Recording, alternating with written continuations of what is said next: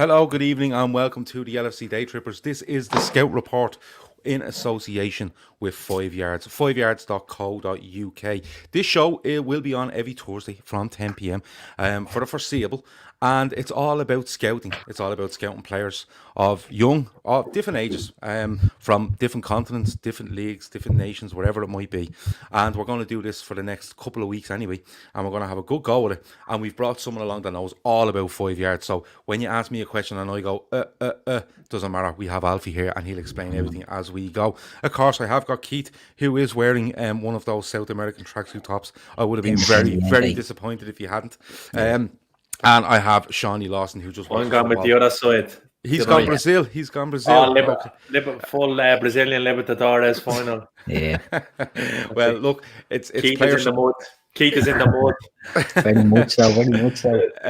I have got Keith, I have got Seany, and of course, I'm delighted to be joined by Alfie from 5 Yards. This show, we're going to have 6 players that we're going to look at.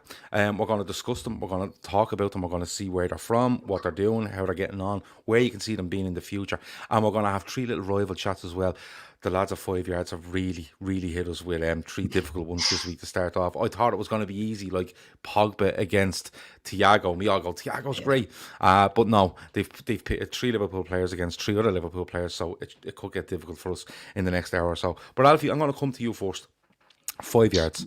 We're delighted to have them on board. This suits us down to the ground because we have a very intelligent viewership and listenership when it comes to players, and sourcing players, scouting them, knowing where they're from, what they're doing. So how does 5 Yards come into all this? Well, cheers for having me, first of all. Yeah, you're absolutely welcome. 5 Yards is a scouting game that kind of lets you benefit in a concrete way from your football knowledge, but primarily your ability to spot a player. So you can do this in 2 main ways. The major way is with real money. You buy 5 Yards currency. £10 gets you £1 million in 5 Yards currency. So you buy players at what we consider to be market value prices, and you stick with them for as long as you want to kind of ride along in their career, because you think that they're going to outperform the current value that we've set them at. The way that you can make returns from this is through performance pay, which is all to do with on-the-pitch performance. We're not concerned with player personalities and things that happen off the pitch. We're not concerned with what other users are doing as well. Everyone can buy the same amount in a player. You're not affected by other user activity. But also, you can play along for free as well. So that's by submitting scout reports and rating players and setting in stone in a concrete way what you think a player's ceiling is. I think everyone's got stories of when they fell in love with a player and how they play, but it never really goes further than anecdotes. So I think 5 Yards is kind of the so what. You think a player is going to go to the top, do something about it, and go a little bit further than just a tweet or a comment to a pal, because who knows, in 10 years' time you'll be able to look back and say, I was with them right from the start. Of course, it can go wrong. I thought Danny Pacheco was going to be the fulcrum of the Liverpool attack for a while, but that's life. Yeah, I died on that cross. A lot of us died on that cross. Do you know what strikes me when you say that, before we get into it? But what strikes me about that is that I absolutely get the concept. I should, because I've read into it. But the thing that struck me while looking up these players and discussing it with the likes of Seany, Keith, and others that will be involved in these shows in the coming weeks, there's like a one-upmanship in it. We all love to say, I spotted him first, or I stuck with him, or you's all dealt with him and look at him now. So there is a kind of a community element to it, isn't there? Because I know if I play, Seany plays, and Keith plays, we're going to be in each other's ear every week going, I stuck with him and look at him now. So there has to, for me, that there is that element to it where you can literally make it a game within a game. Definitely. I think player paths are always so interesting to have an opinion on. Basically, I think the example we keep going back to, in retrospect, if 5 Yards had existed in 2014, Mario Götze would have just won the World Cup with Germany, scoring the winning goal. He was kind of pretty much the hottest prospect. I think he was early 20s. Everyone would have taken the chance to sign him, whereas Mo Salah had just had a pretty crap start with Chelsea. I think he had moved in the January before, and they were already looking to loan him out to Fiorentina.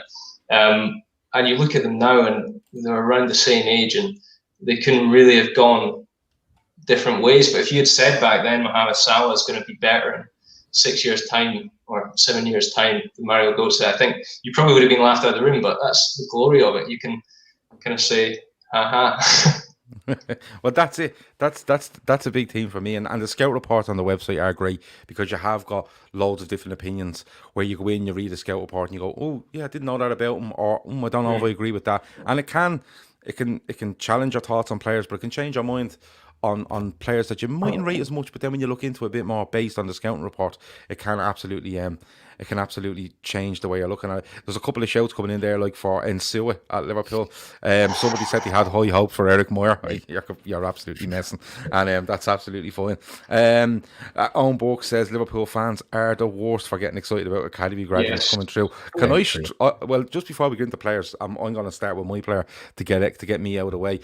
Laurie Della Valle was at Liverpool. He was banging in goals, absolutely banging them in. He ended up going to Fulham and was never seen again. And I was like, "Where's this fella gone?" He just went nowhere. So look, that's how it can go. I thought that's who you were picking as your scouting player, Lordy. No, I wouldn't go that far. I'm not that bad, Keith. Jesus, give me some credit. But look, we're going to get into it. And there will be players in this that you will know. There will be players that you mightn't know as much of. But the lads are going to bring these players forward. They're going to give you some information on them. They're going to give you their thoughts on them. And look, it could be a case of you being able to go and take that and go on to 5 yards and go, "Oh, I'll back Keith, or I'll back Seany, or I'll back Alfie, or I'll back Gav," or whatever it might be. If you look in the description for this video, you will see a direct link to 5yards.co.uk as well. It'll bring you straight onto the page. You can look up all the different details, how to sign up and stuff like that. If you sign up, it absolutely supports 5 Yards and supports the LFC Daytrippers at the same time. So go ahead and have a look at that. Not right now. Do it after the show when you're finished listening to us, if that's okay. I'm going to start, lads, and I'm going to be honest. I wanted to go for the young lad Gallagher off West Brom. I think he's really, really good. I like the look of him as a player. But he's going to be wasted under Sam Allardyce. He's going to be a shadow of himself when this season is over. So God love him, and our commiserations are with him. But I'm going to start with Tariq Lamptey from Brighton, and the reason I'm starting with him is he came to my attention not because of the way he played, because he moved. I thought he was going to be brilliant at Chelsea. I thought he was absolutely made for them, especially the way they were look at the shape of their squad.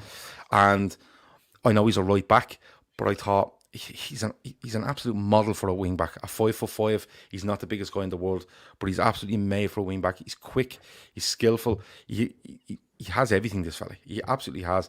And that was, I suppose, cemented in my mind when he plays against Liverpool last season at the back end of it, when Liverpool are already champions. He gives Nico Williams an awful time that night, if I remember right. He is 20 years of age, a right back, as I said, but I think he'd end up being a wing back. He signs on deadline day in a permanent deal from Chelsea to Brighton. And whenever I've seen him play, I just get so excited by this fella. I just think he has everything to be a top footballer. I can't see him being at Brighton in 18 months' time. I think for me, if he was going, I think Spurs is written all over him. I know he's been at Chelsea, but I think he's the sort of player Spurs would take a big gamble on. And looking at the way what they have at right back in Aurier, who they just tried to get rid of and couldn't, and Doherty, who was just not the right signing for me, I think Tariq Lamptey is he's absolutely brilliant. Someone says there he's on loan. No, I think he made that deal permanent. He did make it permanent. Munich were trying to get him as well. Yeah, he's there's no boy back, I don't think, from Chelsea either. No, he's under contract till June 2023. He has played around 14 games for Chelsea and Brighton, going back to last season. He has 1 goal in that time. He has 3 assists, but I think he's really, really, really exciting. Keith, what do you make of Lamptey? Yeah, I think he's a great player. I think he's a cracking prospect. Mr. Slack a lot's thrown in there. Lamptey is injury prone, and that's maybe I don't know if it's an injury prone thing or it's a fitness thing with him, but he never seems to last the 90. Now I think it's just that he's a young lad, but I think he's one definitely to watch, to keep an eye on. It just goes to show that the level of the Chelsea youth setup, that they had a Lamptey there and they're letting him go. And I don't know how much he went for, 5 million or something like that, was it? No, 5-6 million. I think it's a bit more than that. But like Shane Downs is saying there, he's signing a contract 40 grand a week. Yeah, I've seen that. He's on the he was on deal 20. already. Dan J reckons Man City will get him. They love throwing 50 million around on fullbacks. Good Quite shout. possibly. Good But he is, shout. I think he is destined for a bigger move in a short period of time than Brighton. And it's a good shout for a player, because it's a player that, you know, has sort of come from nowhere and has now put himself in that shop window that you'll keep an eye on. And there's a few players like that. But it'll be interesting to see how he develops and what his trajectory is like going forward. Shawnee, somebody's mentioned the huge plant that you have in your house. You have moved it out of shot because it garners way too much attention during shows. And we're not here to talk about trees. But Shawnee, he talks about his trajectory. Like, he's 20 years of age. He gets into the Chelsea first team. Reece James is there, isn't he, a right back? And I think he's better suited to Chelsea than Reece James. But at 20, with 20 games under his belt in the Premier League and being raved about, surely his trajectory is through the roof, Johnny. Absolutely. Like, you only have to look at the teams who he's been linked with since he's made the permanent switch to Brighton. Bayern Munich were heavily looking at him and Max Aarons. And look, this all comes back to one thing I think that the English FA have done wonderfully in the past maybe 5 to 10 years is the move to St. George's Park has turned them into a real conveyor belt for players now. They're struggling at the moment with centre-backs, but you look at the right backs England have to choose from at the moment. Defensively, Wan-Bissaka is excellent. You have Trent, who is Trent.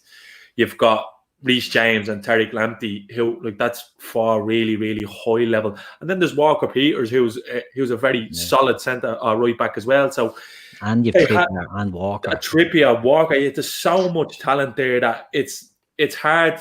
It'll be hard for him to become England's first choice right back, but it's healthy competition for England. And the move to Brighton was brilliant for him because Potter is the type of coach where those type of players will flourish underneath them. Now, his trajectory is higher than Reece James, I think possibly, but I think going back to what Keith said, Reece James is he's a bit of a horse, isn't he? He looks way more durable. He's much bigger and physical in stature, but technique-wise, Lamptey is incredible. Like, a brilliant bit of business from Brighton. I can't really see him being there for too much longer, like you said, Gav.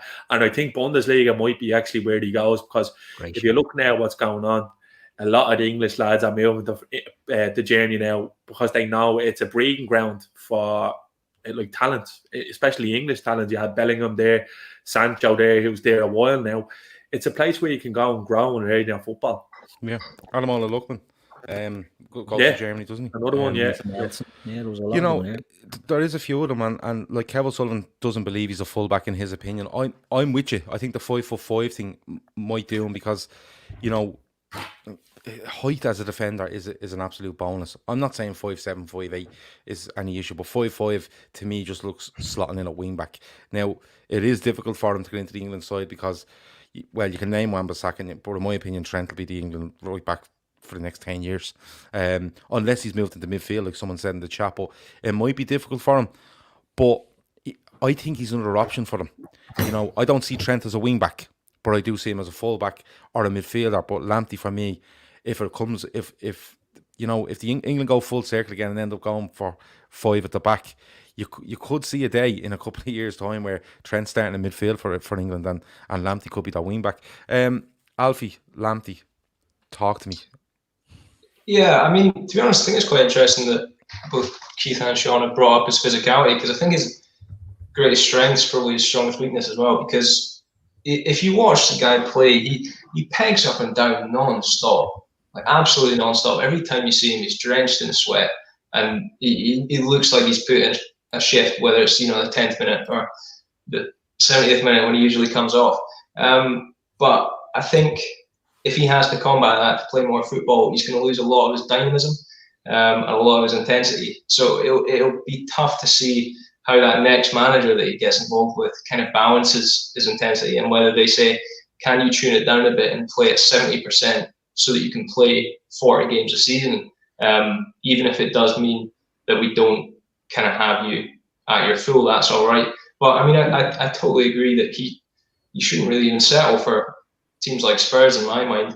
Bayern have been playing Pavard at right back for about 2 years now. Go and get Lamptey for however much. I think that, like you've all said, he's going to be a huge investment for the next 10, 15 years, and I think he'll be really big value for it. He's 36 million on 5 years right now, and I think that's, if he does sign a new contract, he could go for it even more than that, to be honest. But yeah, I think that's because our scouts have been playing at a high level for a long, long time. Yeah, I think he is one that you do see players that, you know, when they're 22, 23, you go, great talent. But at 25, 26, you might see their peak and then they fall off. Maybe it's the way they play, maybe it's the position they play, maybe it's their physique, I don't know. But you do see players all the time that when they turn 26, 27, you're wondering where they're gone. Whereas for me, Lamptey, the reason I picked him is there's the longevity in him that I think you could see a big move from him in the next year, 18 months, but then you could probably see another bigger move again 18 months or 2 or 3 years down the line. So that's only going to improve his standard of play. It's going to improve the players he's going to be playing around. And I think everything for this young kid, for me, points towards a really successful career in football for, like you said, the next 10 or 15 years. Do you know what an excellent point is on him, Gav, before we wrap up on Lamptey? Something you touched on with Gallagher. The manager that he gets, if he stays at Brighton and Potter goes out the door and they bring in, let's say, Tony Pulis. No, they're not going to do that, but they bring in Tony Pulis. Tony Pulis's modus operandi is stand all the defenders against the wall, and from height, shortest to tallest. And if you're 5'5", 5'6", you're not getting a sniff in that team. And it's a dangerous thing for English players to develop when you have a manager like that. If you go to let's say Bayern, let's say Dortmund, let's say Leipzig, teams that are at the higher echelons of the Bundesliga, where you're attack, he develops his all-around game a lot more and has a lot more faith in him. So it's an excellent sort of way to progress for a player like him that's not relying on physicality. I know that's changing in England, height, but when you're in them lower clubs, the manager you could get in could be key to your development. I think that important thing as well is, great point by Keith, it's the pressure managers are under now as well. So a club like Brighton, if they were to go on a bad slide and Potter was to find himself out the door, if they turn to like a break glass emergency situation, get one of those fucking dinosaurs back in to play to manage them, he could find himself in that situation where, because of his size, that he might be out of team. Do you know what I mean? Sort of way, because it happened at West Brom with a couple of their players, and it can happen easily. Like you see West Ham, Grady Dean Garner was sold in the summer. He's a massive talent, but Moyes didn't put any faith in him. The board just let him go then, you know what I mean? So it's a great point. It's worth thinking. But I think Lamptey's best part to call now would be the Bundesliga. Yeah, I think you're right. Like, you know, there's certain moves in England that suit you because of the style of football you play. And like you said, you could fall into just the wrong manager turning in the door and you're in trouble. Whereas if you do go, I think the likes of Germany and France, in particular, for me, trust their young players more. They trust them more and they put them, and it's probably the situation they're in that they don't have the money to go out and spend 30 million on a fullback. So they just go, we're just trusting this fella. You know, now Lamptey will cost them money, but I think it is a good career path for him. But I see a path for him. I suppose injuries permitting that. I think he'll have a huge career. Let's move on to the next player before we get into these player rivalries that I'm dreading. Let's get on to Alfie's pick. Alfie, who are you going with? Yeah, I'm going with someone I'm quite passionate about, actually. I think that's quite important when you're talking about a player. I am a Liverpool supporter, you might have pegged already, but also an Aberdeen supporter. And Lewis Ferguson has been plying his trade with us for just over 3 years now. And I think 2 of those years he's won Scottish Young Player of the Year. So it's not like he's really under the radar in Scotland, but I think when you go down south, there's kind of disrespect for the Scottish game that means that anyone outside the old firm doesn't really get picked up on. He's a fantastic centre mid. I think the biggest strength as we're seeing as Liverpool supporters now is availability and versatility. That's the biggest strength you can have as a player, I think. Derek McInnes, the manager, is kind of a bit of a flip-flopper when it comes to picking a team. He changes his formation quite a lot. We're in a 3-4-3 right now. So Lewis Ferguson's pretty much played in a double pivot as a 10, as a 6, as an 8, and just off the striker. And he's excelled in all those roles. I think the best player I can compare him to right now would be someone like Gini Wijnaldum. He's shown that he can break into the box and get goals, but the manager doesn't really seem to want him to do that. He's kind of there to break up the play. He's there to win the ball back, and most importantly, to progress the ball. So I think that's why he's suited to a big club. Maybe not right now. He's 21 and obviously playing in the Scottish Premiership. So I see him next moving to kind of a top 10 Championship team, and then going on to be probably a top half Premier League team. I think he'd be a great replacement for someone like John McGinn if he was to leave Villa. He can play all sorts of roles. He's tenacious, ball winning, picks up a few silly yellow cards. But yeah, a top player to watch, and kind of latest on the production line of good Scottish centre-mids. I don't know where they've been for the last 20 years, but now we've got a few. Yeah, I looked. You told me about Lewis Ferguson there, and I looked him up. He was actually at Rangers as a youth player, and he's straight away. Barry Ferguson's nephew, I think. Okay. But like, he's at Rangers as a youth player, and immediately that flagged something for me. I thought, he goes to Hamilton. I think he spends a year at Hamilton. Then he's 2018. He moves to Aberdeen, and when I seen the Rangers youth thing, I thought, the way Rangers are going this season and they look to strengthen next season, is it a possibility that Rangers could come in and go, listen, like you said, he could move to England, he could move to the Championship and see where he goes. Could it be a case of, Rangers turn and go, listen, before you do that, why don't you take a year or two here, because we are going to be in European football, most likely Champions League qualifiers anyway. Is it something that could tempt them back to Rangers, maybe in the summer, before a possible move to England?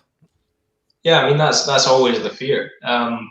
It's kind of commonplace that anytime you get a player and you're not one of the old firm teams who's playing better than 6 out of 10 every week, you think that they might be off to Celtic or Rangers. But honestly, with all due respect, especially because Steven Gerrard's in charge, I think he can do way better than Rangers. Not to say that I think a top half Championship team is better than Rangers, because I really don't.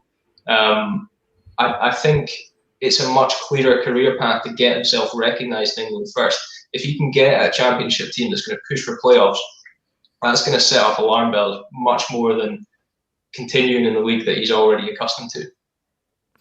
Yeah, I suppose so. I suppose you make a fair point, because he could end up going to Rangers, and then he's in a league that he's familiar with, and he's in a much better side than the vast majority of them that are there, and do standard slip, does the drive go a little bit. But he looks. I looked him up a good bit earlier, and he looks a very, very interesting prospect. Seany, Lewis Ferguson. If you're him, do you stay at Aberdeen? Do you go to Rangers, or like Alfie said, is England your port of call? Do you look to go down there and see how far you can get down in England? Yeah, you've got to go down south, surely. Not as a slight on the Scottish game, but just I think the level of coaching and then the eyes on him, even say in a top level Championship side, or even maybe lower half of the Premier League, like he will grow there. That's exactly going into a club like, just say for instance, Norwich, who are on the precipice, are coming back up again, bouncing back up. A nice attacking team, you'll be able to strut stuff there, and you'll just see him coming through. Like, very same trajectory as John McGinn, because John McGinn was an excellent Championship player. He had some men, like, he was being talked about when he was in the Championship, and then he translated perfectly into the Premier League. So one to keep. I've never heard of him myself, but I will keep an eye out for him. It'll be interesting to see what way he goes. But surely, if the lad has any ambition, he will be down in England sooner rather than later. A lot of people would turn around during this show and go, what, he doesn't know about this player? That's exactly what I wanted to hear from Seany. He's being educated on a player that someone else has brought. That's exactly what I wanted to see tonight. And I didn't even pay him any money to say that. That's from the heart from Seany, which is absolutely amazing. Keith, I don't know if you know much about Lewis Ferguson. You've been told a little bit about him now. What way would you feel on it? Is it like Kev O'Sullivan says there, could Rangers compete on wages with a top half championship side? That's a good point. But he also says that McInnes has been linked to Bristol City and the job there, and it could work well for him. McInnes goes to Bristol City, he brings Lewis Ferguson with him. Is that something that could happen? Mute, you're on mute. Oh, you're on mute, Tommy. Yeah, sorry. There's a blatant sweeper or something going on outside, the noise of it. The thing with him, I wonder, Alfie, you might know this more, is his family ties to Rangers going to be a big draw? So what's he, Barry Ferguson's nephew? Derek Ferguson. Yeah, I think so. Is that going to be the thing that brings him there, that stops him going down? Do you know what I mean? Yeah, I mean that's happened so often before, and it's definitely something you see a lot, no matter kind of, it seems like some of the thing of the past, but it absolutely still happens now. I suppose that's the worry, but I think, it is about ambition, and it's kind of hard to get an eye into a player's brain when you don't know them personally.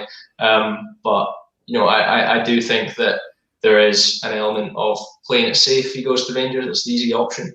He'd feel comfortable there, but I'm not sure he necessarily breaks straight into the Rangers double pivot, because they've been really strong there all season. So, I mean, that might be the thing that kind of twigs his mind if he's looking to leave this summer coming. Would there actually be an immediate spot? Maybe not. Yeah, it's an interesting one to keep an eye on. The whole thing in Scotland at the moment is, Celtic going for 10 in a row and making an absolute hames of it. Rangers being exceptional in the league. I don't think they've lost. I think they've conceded about 5 goals. So all the emphasis is on Rangers and Celtic, but like it most usually is. But if you're watching some Scottish football, keep an eye on Aberdeen and keep an eye on Lewis Ferguson. If I go on to 5 yards and I want Lewis Ferguson, what's he going to set me back? £13 million, which I think is certainly not the amount that he would go for this move. I mean, that's way more than Aberdeen have ever received for a player. I think it's more likely to be around kind of the 3, 4, 5 mark. But certainly if he does go to the Championship team, as I kind of expect him to, I think 13 million is going to look an absolute bargain for him. I think he'll go for more than that. Yeah, follow up for the next move. Yeah, it's very interesting. And look, I haven't seen any of Lewis Ferguson, and I doubt Keith or Seany have, but we know a bit more about him now. The people in the chat know a bit more about him, and it's stored up some conversation about young players in Scotland. What did he do when they're leaving? Whether when it's not a Celtic or Rangers, when they're leaving a club like Aberdeen or if it's a Hearts or a Hibs, stores up that conversation. Do you bypass Celtic and Rangers, and instead of taking that? It's not a sideward step, not by any means, but instead of taking that one step, you take that two or three steps and try your luck in England. Let me see now. Right, the rivalries. So the way this works is I tried to be really nice to 5 yards during the weekend. He went, no, I'm not having it. Here's some rivalries that are going to really upset you, and let's have a go with it. So I'm all for it though. I love having conversations about player against player within the same squad. It doesn't have to be a case of picking sides. This is more about what you see from them, what you see in their progression, what you see, where do you see their value going, who out of these two do you think will end up at a higher value as time goes on and stuff like that. But we can absolutely talk about their attributes. Seany, I'm going to come to you first, and the first rivalry is Curtis Jones versus Gini Wijnaldum. Very interesting, because one is breaking into the squad over the last year or so, and one seems to be on the way out of the squad. But Gini Wijnaldum will go on to another club, and you can probably take that into your consideration when you're speaking. But what you thinking of these two, Seany? This is a tough one, because it's like very much so two players at the complete opposite end of their careers. So Curtis Jones on the precipice of like becoming a real first team regular at Liverpool. Now he's played probably more games this year than he probably expected to. And then you have Gini Wijnaldum, who's heading into his 30s. He's probably your most used player, and at this moment of time, I'd say he's one of the best ball carrying centre halves in Europe, without doubt. So it's kind of like, how high is Curtis Jones' ceiling? It's really, really high. But at the same time, if Curtis Jones becomes anywhere near the player that Gini Wijnaldum is, then Liverpool have a real asset. So for me, it would be Gini Wijnaldum. I would go with Gini Wijnaldum, because I know exactly how key, integral he is to that Liverpool side. And he will be missed, because it does look like he is gone. Mm-hmm. And a great marker of Gini Wijnaldum's quality is that you could probably, if I'm being honest, you could see him in any first 11 in world football at the moment. He could go to Bayern Munich. I think he'd get games. He could go to Juventus. I think he'd be a starter. Real Madrid, he'd be a starter. Barcelona. So I think even at 30 years of age, being a free agent, the world is his oyster. So that'll tell you exactly how good he is.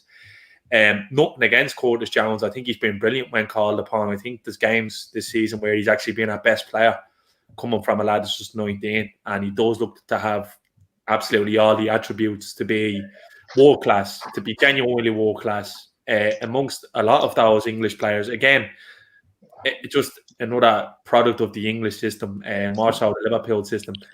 Gini Wijnaldum will, there you go, Kevin Sullivan hit the nail on the head. He will go to another club where they're expected to win the league and challenge in the Champions League. I think it's probably a little bit unfair to have Curtis Jones in that fight with Gini Wijnaldum because, like I said, they're on both ends of they're on each end of the spectrum in terms of their careers. But for me, Gini is one of my favourite players at Liverpool. I'm going to pick Gini all day. So, Alfie, that's interesting because, like Kevin Sullivan does say, Gini will go to another club, probably in Italy, and win another title and possibly a Champions League. He thinks on Jones. People have gone way over the top of him. The jury is still out, only seeing glimpses. And I suppose, Alfie, that's a good, like, Shawnee's coming at it from a different angle because a lot of people would just go look at that and say, oh, well, I prefer Gini in the midfield over Jones because we're playing Manchester United on Sunday and stuff like that. But the way Shawnee's looked at it is, you know, we've only seen a certain amount of Curtis Jones and what's his trajectory, okay? And then, but we've seen everything of Gini Wijnaldum, and he still probably has 2 or 3 good years in him. It's interesting, isn't it? Because I thought a lot of people would go over Curtis Jones and that when you just look at the age, you know, the fact that they're both Liverpool's first team. But people will look at it that we won't, the way Shawnee has and says, yeah, but I know Gini is absolutely rock solid for 3 years, and I can't say the same about Curtis Jones. Yeah, I mean, the trajectory thing is a really important point because I think it's about getting kind of on the back of a player's career as soon as possible. So the thing with Curtis Jones is, I think 6 months ago, we were probably in a very different state as a fan base over what we thought of him. So he was down at around £30 million on 5 yards before the season started. Now he's up at about 57. So if you want to back that level of his career happening, the ship's kind of sailed already. Right now, the reputation is to be made on backing him going that step further and kind of making himself undroppable in that midfield. Whereas, like you say, Wijnaldum's got the pedigree already. If he leaves, it's likely going to be Barcelona, especially if Koeman stays until summer, which might not be so likely. He's going to get far into the Champions League. He's going to win trophies. And for people familiar with 5 yards already, one of the main ways, in fact, the main way that we decide player value is based on how many goals, assists, and wins they're going to get in key competitions. So if Gini Wijnaldum goes to Barcelona, you know that whatever state they're in, they're probably going to go far in the Champions League, and he's going to be playing in that run. Curtis Jones, if we get to a quarter-final of the Champions League, is Klopp going to risk playing him in that midfield three with his lack of experience? Are you going to see the benefits of him being at that level? Or is he going to be watching off on the sidelines? I think that's an important thing to consider, really. Yeah, it is, and like he is in the first team squad. But like you said, if everyone being fit, does he get in? So you're kind of backing him over a longer period of time, and you're probably going to have to wait a little bit. You're going to have to wait a little bit. It's not going to be an instant thing with him. It's a waiting game to see if something clicks. Keith, are you having Gini Wijnaldum if I was to make you pick one of them? Based on their trajectory and where you see them in a year, 2 or 3 years time. Yeah, it's a really hard one because the reason I agree with what the lads have said, you know, Gini Wijnaldum, you know what you get with Gini Wijnaldum, and Gini will move from Liverpool and he will move to another elite club. There's no doubt about that. Curtis Jones won't be leaving Liverpool. And if he does leave Liverpool, it's most probably because it hasn't worked out for him at Liverpool. So it's, you know, and that's not all Liverpool's at the top. You don't see English players, you know what I mean? It's usually a step down, unless he excels, in which case it wouldn't be in the scouts or your time down. So it's really hard to pick the trajectory. Who would you rather have? If you were to ask me who could reach the highest transfer fee, I'd say Curtis Jones. Because if he does well and goes on and he's got the English tax, Gini's only ever, you know, what did we pay, 25 for Gini, and Newcastle paid something like 18 or something for him. I know Feyenoord bought him as well, but or was it paid Feyenoord? So he's accumulated transfer fees, but if you're going for just a player who gets the goals, who gets the action, who gets the minutes in the big games, at the moment and for the foreseeable future, it's Gini Wijnaldum for me as well. He's, again, like Shawnee said, he's one of my favourite players. You know what I mean? It's hard to, it's an unfair comparison, but an interesting one when you put each end of their Liverpool career sort of bookending them. The interesting thing with Gini is he could move to another club and become a different player because he's like a Swiss Army knife. He can play in so many different roles. He can hold midfield for you. He can play off the wing like he did for Newcastle. He can be a false number 9 the way he normally plays for he's played for Holland. PSV, he was everywhere. He was that captain at such a young age. So, and he still has the legs. I don't look at it. There's no sign of him slowing down. It's like you said, Keith made a good point there. If Curtis Jones does kick on, the most likely path for him is to stay at Liverpool for the rest of his career, because he's a scouser, and as long as he's winning trophies at Liverpool, he's not gonna want to leave. You know, look at Gerrard. Gerrard could have went to any club in the world. Do you know what I mean? He really could have signed for any team at any time. It's interesting for me, but yeah, Genie for me definitely with this one. Yeah, Owen Burke says Genie can play in the 6, 8 or 10. His intelligence as a footballer to be playing attacking mid for Holland and maybe 3 days later playing in his role with Liverpool is amazing. That's a very good point. Genie's played up front for us and at the back, you know, full-back, centre-back. Number 9 on the wing. Did we play him as a false 9 away at Barca in that semi-final? Yeah, we did, which is mental. But listen, that's the first kind of chat around rivalries within the squad and stuff like that, and it was a really good chat. I liked it. Seany, come on, give us your first player. Who have you got? Jules Kounde is my first one. He might be more known to a lot of people. He's not a secret. He's one of these this French crop of centre backs. They seem to have the problem that England have with their right backs now. It's a healthy problem. They seem to have 6 or 7 different top class young centre backs coming through to choose from. I watched quite a bit of Spanish football on the weekends. I'd have the 3 o'clock Spanish games on before I'd watch the Premier League. And Sevilla is a team that I do watch closely because I like Lopetegui. He plays good football, and there's a lot of really good players there at Sevilla at the moment, especially their other centre half. They're very highly rated, both of them, THIAGO Carlos. But he's made THIAGO Carlos look better than he actually is. The thing is with Kounde, he's a bit mad because I've seen him have some unbelievable individual performances. Like, he was unbelievable in the Europa League final last year, and he was really good in the semi-final game against Manchester United. But then I watched him at Stamford Bridge, and he had an absolute nightmare. But what I love about Kounde is he's like Sevilla's Joe Gomez, probably just a little bit shorter. He's lightning quick, like an unbelievable athlete, and excellent on the ball. So comfortable in possession. Great range of passing, great recovery, reads the game so well. And he's only 5'10". Now, a lot of people take away from him because he's under 5 foot. But you'd actually be shocked to learn that some of the greatest defenders to ever play the game most of them are under 6 foot. Like, Baresi wasn't huge. Cannavaro wasn't huge. Puyol wasn't huge. Now, I'm not saying this lad is as good as them, but if you look at his aerial, like, I'm not a big stats man, but I just had a look at this earlier just to check. He wins so many aerial duels for a fella of his height. Like, he's like a salmon. Like, how well he gets up. He's really, really good. And there's so many of those. Like, there's Upamecano, Konate, there's Evan Ndicke. There's so many other French centre backs. He is the one who I think would be an absolutely perfect foil for the Virgil van Dijk. Right-footed, an absolute rocket, and brilliant on the ball.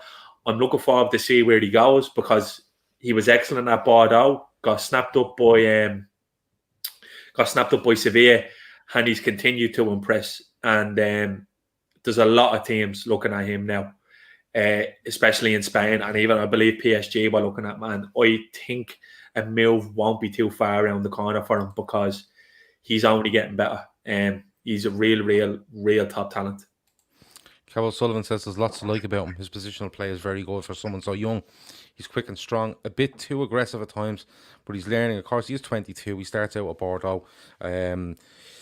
He goes to Sevilla, and you know he's nearly. I think he nearly has 100 games under his belt between both of them, and he's only 22. So there's a lot to come from. Keith, you know these sort of centre halves as well. What do you make of Kounde?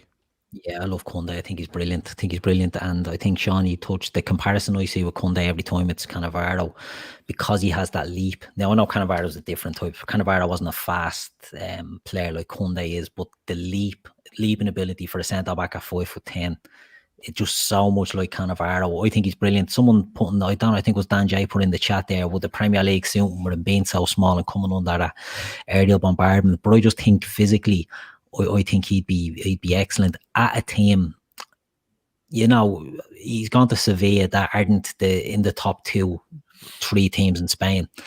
If he went to a Man City or ideally Liverpool, I think he'd be just a Rolls Royce in a team like that. Yeah. You know, that step up for him where he's playing in a team that's going to be dominating. They will come under pressure, don't get me wrong. We know teams can target, especially in England, they can target a small player, a weaker player. But Jules Kounde is not a weak player. Do you know what I mean? They'll soon find out if they try to target him. The switch. He's very physical. Yeah. Like he was, right. you could see in the Europa League final, like Lukaku backed off THIAGO Carlos because THIAGO Carlos is a specimen. He's a beast, like absolute animal, and tried to like isolate Kounde, but he had him all day. He played him both ways. He's really, really good. I'm looking forward to see what way he goes, because that's a huge headache for France now. What back two that they're going to go with, because they have such a plethora of centre backs there to use that it's actually frightening. And he's actually handy enough at right back as well. He's covered in there as well a couple of times, I believe, for even the French. Pavard as well, I suppose. Yeah, he's excellent. I'm one to really look at because I can see him going to the very top. Yeah, Kevin Sullivan says it's Real Madrid for him, for Kounde, possibly over Alaba, selling Militao to fund it. Shane Downs says he'd be great for us, but won't go for him. Too expensive and short, because we don't want Alaba. Obviously, that talk is that Alaba's considered not to be tall enough. Yeah, to well, at the back, you need to see this fella. You want to see him getting up for the ball. It's mental. Even attacking corners. He's mental, and he's a real threat as well, attacking boys from corners for the fella of his height. Now he's 5'10", so it's not like he's fucking 5'10". It's not like he's Darby O'Gill going around the pitch. You know what I mean? Yeah, but like to be honest with you, like I don't know. People make a lot about this height stuff at centre half, and like you said, you see Cannavaro, you see Puyol. Mascherano played centre back. Mascherano is about 5'7". Is he? For age, he wasn't huge. No, but if you look at Mascherano, if Mascherano, it was a brilliant footballer, can go from being one of the best defensive midfielders in the world, right, to just walk into Barcelona's back line and go, I'll play here, lads. You know, and a lot of teams that played Barcelona at the time, the only hope they had was launching balls in the box, because you weren't going to play through Barcelona. So if Mascherano can do it, I'm sure a fella that plays centre half all the time at 5'10" can absolutely do it. Alfie, he must be highly rated on 5 yards, is he? Because anyone I've spoken to about Jules Kounde seems to have an awful lot of good things to say about him. Yeah, he is highly rated. I think he's kind of... It's tough because a lot of the time young players, you miss the boat so quickly if you're not right in there as soon as they put in their first good performance. But I think it's always interesting to try and get onto the back of that next big step up. And we really do see that as a potential future for Kounde, because, I mean, like everyone said so far, it's so interesting to see where he goes next. If he does make that step up to an elite club, you know, a Real Madrid, a Juventus, a Bayern Munich, then the 35 million that he's on at 5 yards for is going to seem like nothing at all. He's 22. We've seen centre-backs playing till, you know, their late 30s. He's going to be value for money, even if the price tag is probably, you know, around double of what he's on at 5 yards right now. Probably worth the gamble in my mind. Yeah, absolutely. Matt Hayes from the Tottenham blog says Beckenbauer, Koeman, De Boer, Moore, all under 6 foot. Really? Are we talking Bobby Moore here? Yeah. He wasn't under 6 foot, was he? Probably was, yeah. He looked huge in the Everyone was sure about them.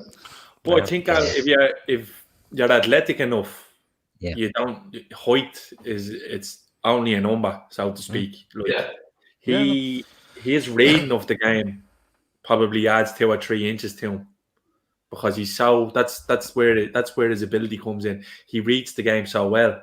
So I'm looking forward to see where he goes, because Sevilla is like one of those teams that they're very rigid in how they set up, but his distribution with the ball is unbelievable. Brilliant. Okay, so just one last question, and because people will ask this, you know, and I'm with you, Shawnee, on the whole 5'10". Like, if he's 6 foot, people aren't saying that, you know, 6'1", 3 inches. No, if 6 foot, people are mad for him. Like, he's gone out there already.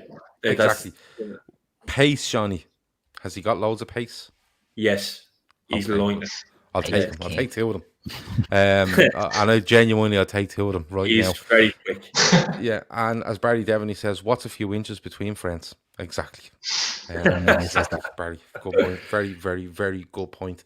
Yeah, Jules Kounde. Of course, he's always going to be in Liverpool's minds at the moment, or Liverpool fans' minds, because of the whole centre half stuff that's going on. And there's a lot of people very upset at the fact that it's the middle of January now and we don't have a centre back. But let's wait till the end of. We take Judge Jules if he can play centre back at this stage. I take Judge Judy at this stage if she can play centre back. I'll take Jules Holland. Yeah, take any of them. But look, it's been a brilliant show so far. I've really enjoyed it. Please hit the like button, share, go onto our Twitter and see our tweet that say we're gone live. Share that. Don't forget to follow 5 Yards on Twitter as well.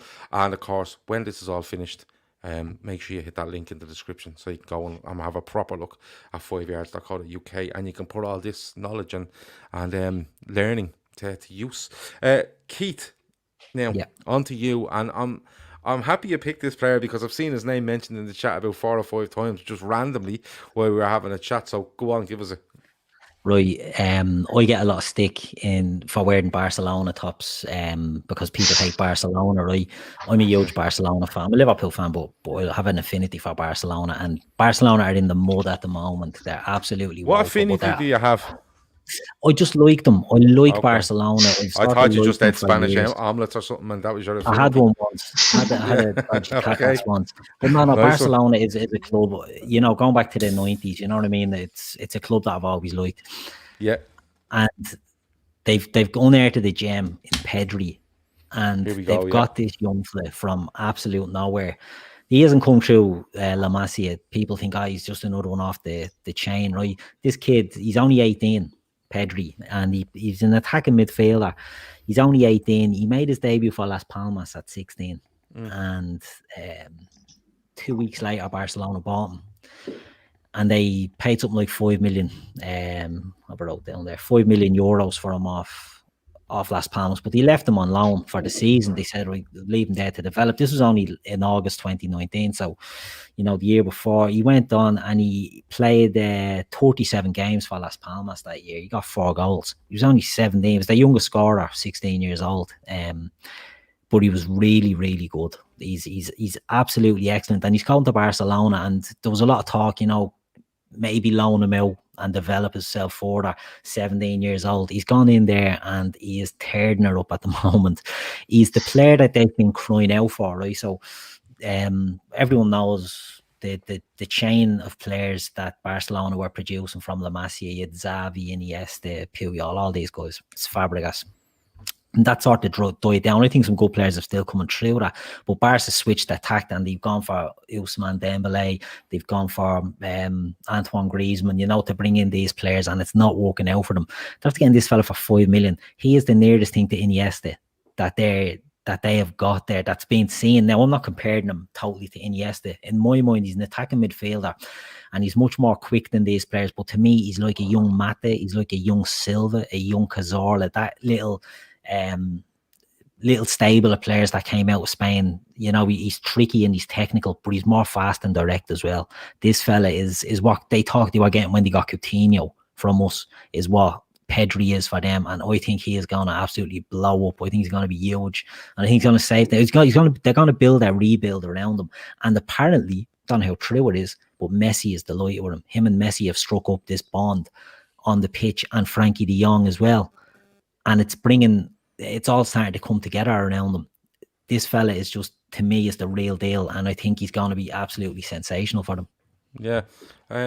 Somebody said, Barry Devaney says there, your affinity to Barca was the day trip to the new camp when you were in Salah. But regular. No, I went to the new camp. I went to the new camp. Yeah. I went to the new camp years ago. There was a cold snap in Europe. It was the most horrendous trip I've ever been on. Me and the missus sitting there watching it. We're looking around. Everyone in the stadium had blankets. It was fucking Baltic. Yeah. Couldn't wait to get out. But you've stuck with them. Fair play. Yeah. Not even a fair weather fan. Nice one. Yeah, they look decent, did they? But Alfie, Pedri is, like Keith said, very, very young. Las Palmas, Barca spot him, take him, leave him on loan, have him now. He seems to be doing really, really well. It's a name that's popped up in the last couple of weeks on my Twitter timeline anyway. Has his price gone through the roof, or is it someone you can still get on and still be, it's still an alright price? I mean, I think it raises an interesting question, because I think 5 yards isn't really a place that you can come and put £10 down one night and the next morning you wake up with £1,000. It's a long-term gain. You're backing a player's future, and that takes time.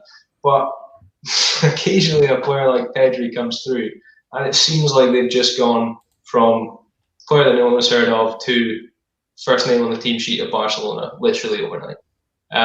He's up at 74 million now.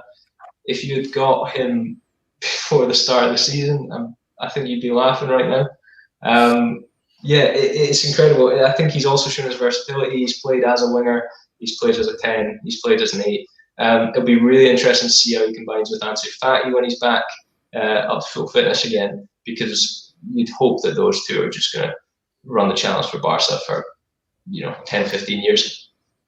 Yeah, he looks from the small clips I've seen him, he looks extremely impressive. Seany, you're watching a load of Spanish football. There's no way you're not rating this fella. He's absolutely magic. He reminds me of when you saw Isco all them years ago and Thiago in those teams. You just knew straight away that the game is all in his head. He sees the whole game in his head.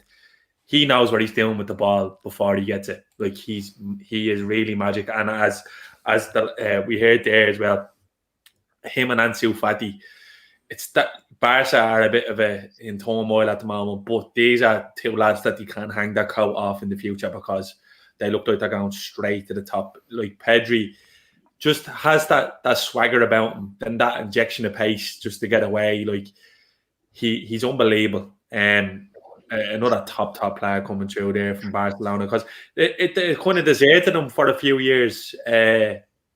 Nobody was really coming through. The chain of command seemed to kind of break. They were going big. They started to come sort of like Galacticos themselves, like looking at your Suarez's and your Dembeles and even Frankie de Jong. They pay big money for him coming in, whereas they normally trust some of the players that come through. And you have Ricky Pugh there, who is unbelievable as well. So it does seem to be a lot brighter in terms of the future for Barcelona. And he is, like Barry said, he's gone up to 70 million. I think he probably goes again, because there's a chance he becomes a stalwart in Barcelona, really becoming a top side again. And if he does, like, the sky is the limit for him, because Spain also have a lot of talented players coming through. So on the international scene, they will be challenging again sooner rather than later, I reckon. Luis Enrique's come out and said that he's looking at him, going to cap him and all in the senior team. He's in the under-21s at the moment, but he said he's ready to be capped at the top level. Like, this kid is going to be at the very, very top, And as Alfie said, 74 million. If we get on him before that, but this kid's only 18. He's such a talent, you know what I mean? Like, it'd be unfair. I know he sort of broke that ceiling at the moment, but it'd be unfair not to mention him, I think. When you talk about real transfer prices, Alfie said 70 million. The next contract he signs with Barcelona, I guarantee his buyout clause will be 300, 500 million. Because that's what they do there. That's literally. I think it's already 400. I think it's already 400. There you go. It shows. Well, of course, in Spanish football, you have to have a buyout clause by law in your contract. But 400 million for an 18-year-old, like. But you see, the thing is, like, it sounds ridiculous, but then Neymar turns around and heads off to some country and says, any chance of a check for 250 million, lads? And they go, yeah. And he buys out his contract and he's sitting in Paris the next day. So Barca were stung. It's the biggest sting you've ever seen on a contract with Neymar and Barcelona. So they're not going to lose that again. Even Messi's 34, is he 33, 34? Yeah. And his buyout clause probably still £1 billion, because they won't be done by that ever again. And like 70 million now, if he's as good as he looks, I'll put it to you this way: if he's as good as he looks, and Barcelona were in so much trouble, say in 2 years' time, they could literally sell him and clear what they need. To put a massive dent in. Now they're massively in debt. You're talking £500 million or something, but they could put a big dent in it by selling him. But he could because of the circumstances, turn out to be the best transfer they ever do, because he could be the fella that just takes over for the next 10 years. Now, I know that's very high talk for a guy that's 18, but just from watching the bits I've seen of him, he just looks such a talent. I've left that comment on screen from Barry Devaney for a reason. He says, love the 5 yards. Will a player score or assist every week? I'll win it some week, yeah. Yeah, I've seen this as well, and it's a really good competition. And I love stuff like that, you know, yes or no, who will, who won't. So, and as I said, if you go onto the site, there's loads of stuff there. The likes of them competitions, you have got the scouting players, adding players to your squad. You have the scout reports. There's loads of stuff there to you can spend hours on it.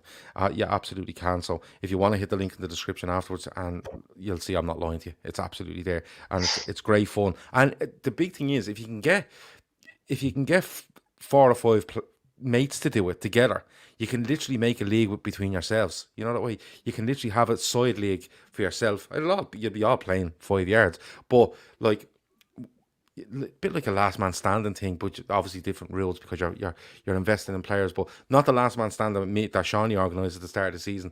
A little story for you: Seany organised a last man standing competition. There was about 15 lads in it. You think this is going to go on weeks? The first one lasted 3 weeks. The second one lasted 4 weeks, and then Seany said, "Good luck, lads. I'm not doing it ever again." It was horrendous.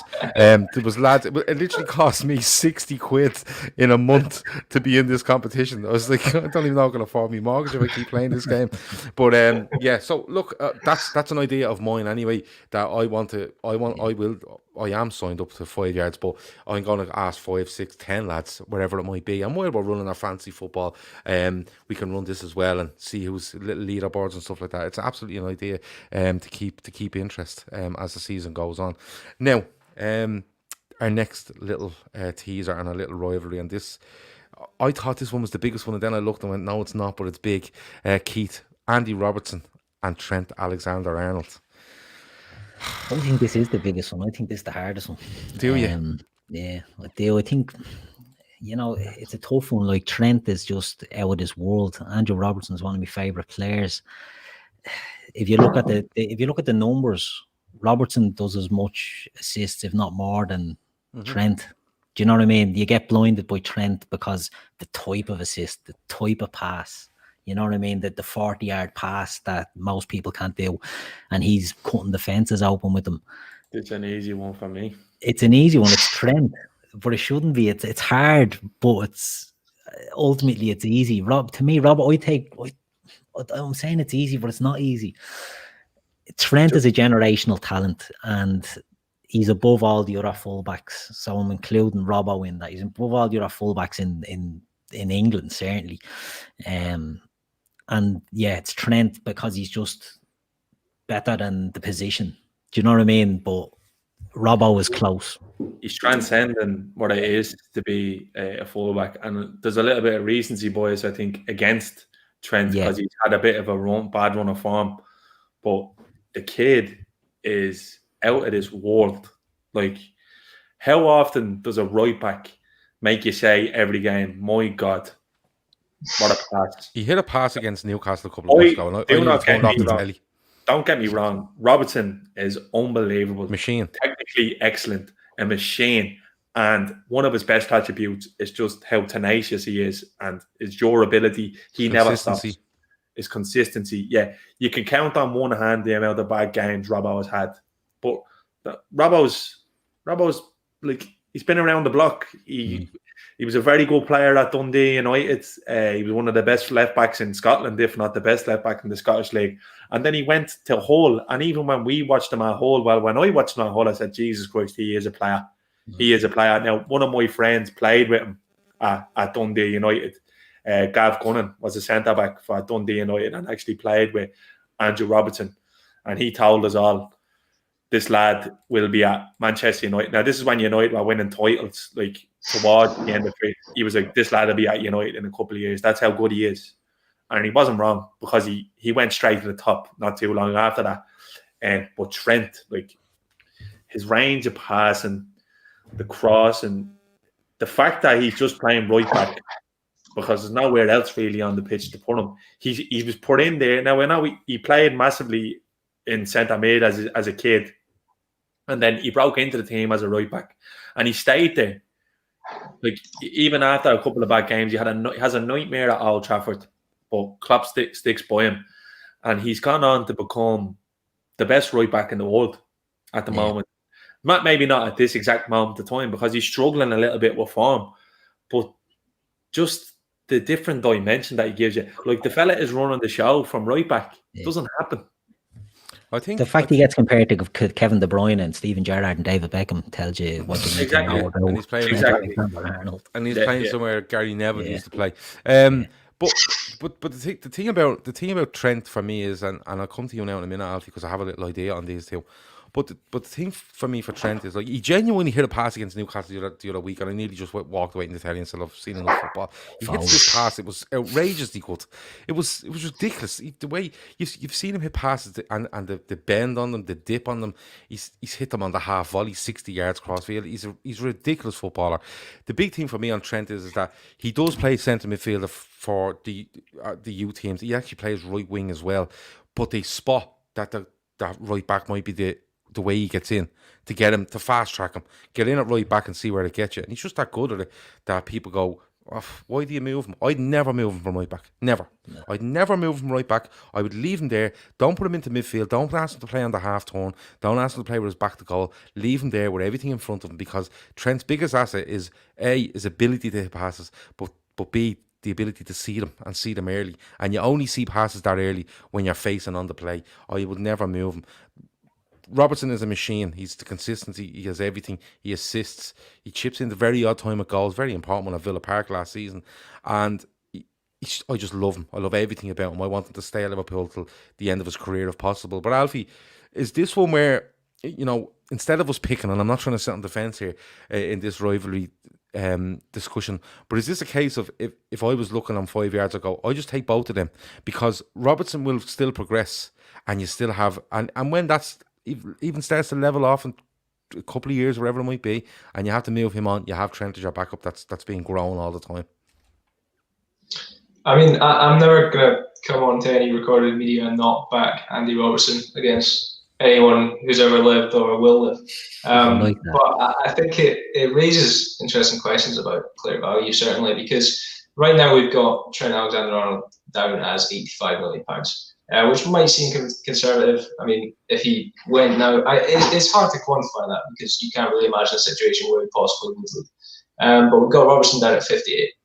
If you look at their performances this season, specifically this season, Robertson's been on a totally different level to Trent. Totally different. That's fair. If you're looking at the here and now, you're looking at that price tag and you're saying, I can get Trent at 85 million, or I can get Robertson at 58 million, and Robertson's starting more, he's getting more assists, the goals are kind of a moot point. For right now value, I can't look past Robertson. For a longer career, it's tough to argue that a player who's played, you know, however many games and looks to be future captain of Liverpool, I don't see who would bet against him. But, you know, here and now, Robertson for me, every day. I'm people in that, like, I agree. If we're talking about the players as players, if you were talking about as a defender, I'm taking Robertson every day, twice on a Sunday, because he's a better defender than Trent. It's just the facts of the matter. If you're looking at defenders, there's not a better defensive left back in world football than Andy Robertson. And I actually have said on previous podcasts, he's our player of the year so far this season. Distance. And look, it's consistency with Robbo. And it's his will to win. It's the little bit of shithousery in him, the snideness. He has that. He has that, and we need that. And we've not had that since Virgil went out of the team, because Virgil does that quite a lot.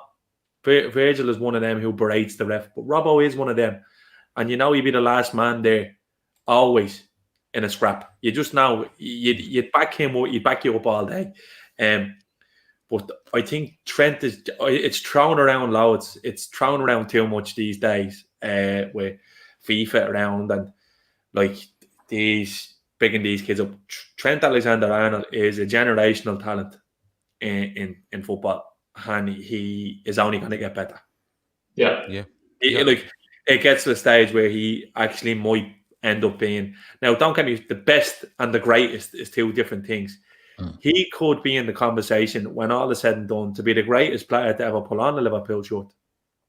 Absolutely. At the age he's at and what he's achieved so far, what you think Liverpool could do over the next 10 years, he could go down as one of the most successful players trophy-wise in Liverpool's history, although I think Phil Neal is at the moment, and it's an outrageous amount of trophies. But it's so it is. Free World says favourite Robbo moments was when he slapped Messi's head during the Barca game. That's not my favourite. I just want to touch on it. My favourite is the time he clatters into I think it might have been Davis off Everton or Holgate or one of those lads, one of those off the Ev, and they're all going absolutely rasher, and he's just gets up and starts laughing at them. And I love that sort of stuff, because if you hit someone hard, you'll annoy them. If you hit them and then get up and laugh at them, it's just listen. There's no coming back from me.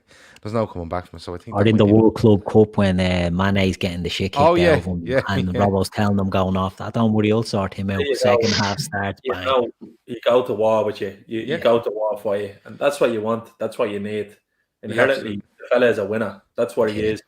Yeah. You look at even for Scotland's captain, and a very bright Scottish team coming through. There is some really, really good players. There's Billy Gilmore there. I think there's that lad Ferguson that he's talking about. There's Kieran Tierney, who is another excellent left back for Scotland, and I'm sure they'll shoehorn him into the team to be able to accommodate both of them. And Robbo's right at the fulcrum there for that Scottish team. He's the heart, you know what I mean? He's the brave heart, if you want to use a shitty stereotypical. Yeah. Mr. Slackerlaw says that Robbo is Seany with his tree, Trent is Seany without his tree. And you see, I told you.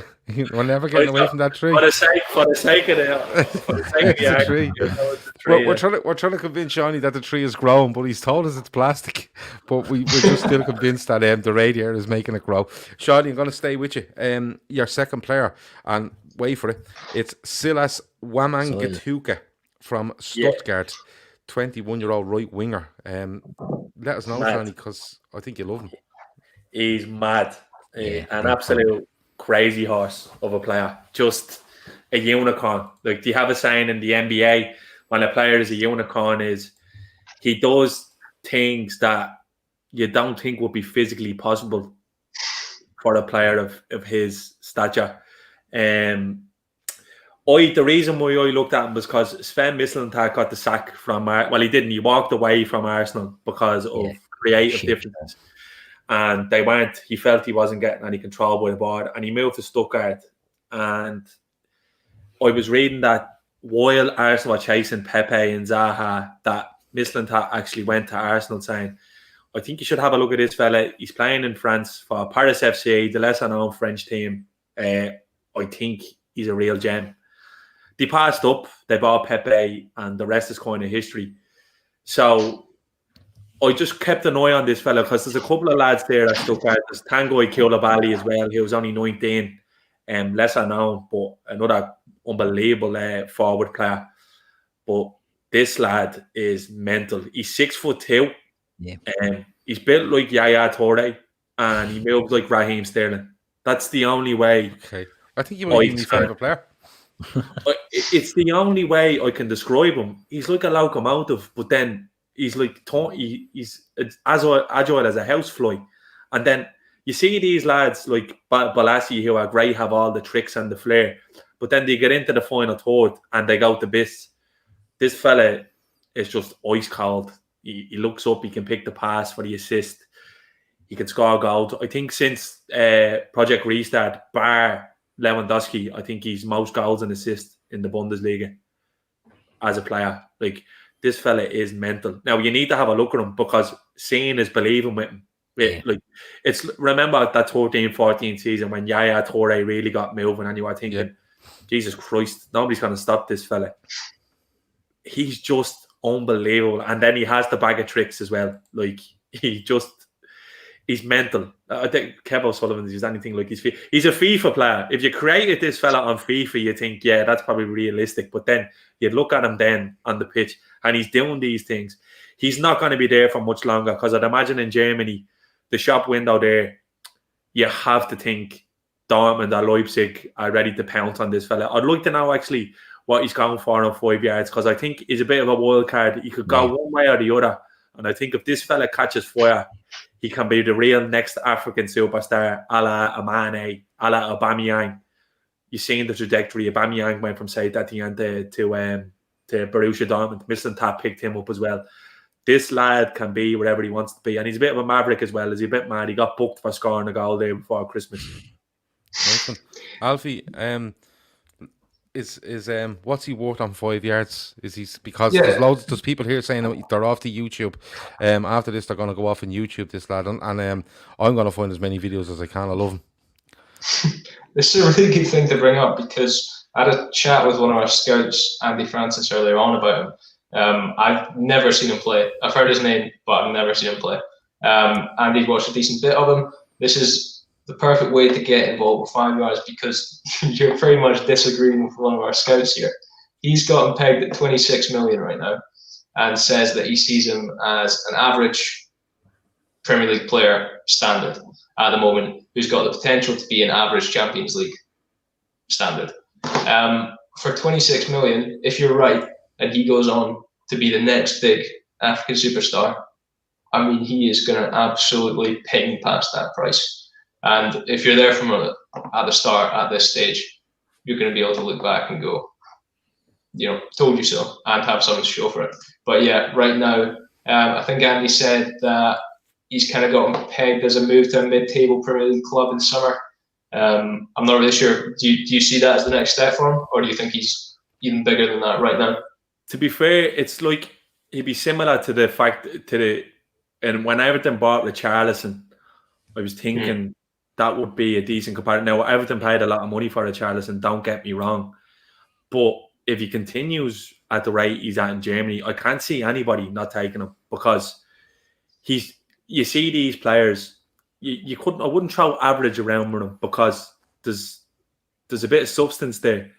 He's scoring goals, he's getting assists, he's doing it at the other end of the pitch, and this is a very, very exciting Stuttgart team. They've an exciting 15 goals this season, or 15 games, 8 goals, 3 assists. Yeah, that's decent numbers. Yeah, that's nearly a contribution a game. So at that level, he's 21. Will he get better?